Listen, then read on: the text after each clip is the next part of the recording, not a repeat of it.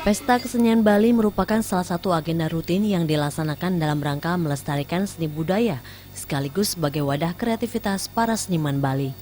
Namun tahun-tahun sebelumnya, PKB lebih terkesan seperti pasar malam.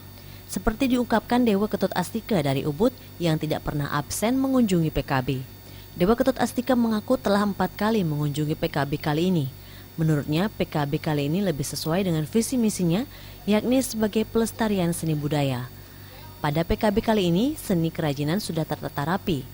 Pedagang lain seperti pedagang makanan dan minuman pun telah disediakan tempat khusus yang memadai, sehingga para pengunjung dapat lebih leluasa menikmati ajang PKB.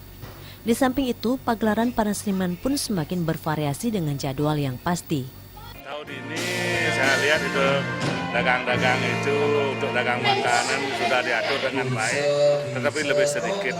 Habis itu dagang-dagang kerajinan sudah diatur dengan baik. Kalau dulunya tahun-tahun sudah lewat, begitu. Seni diutamakan untuk kita mengambil bagaimana budaya Bali kita gitu, kita tampilkan. Saya sangat mendukung, apalagi juga dibarengi oleh kesenian-kesenian dari luar negeri yang datang dari luar Bali juga datang di sini, ikut juga meramaikan PKB.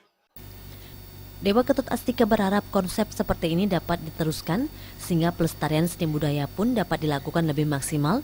Di samping itu, para seniman memiliki ruang lebih banyak dalam mengkreasikan hasil karya mereka. Jenny dan Sofiatna, Bali TV.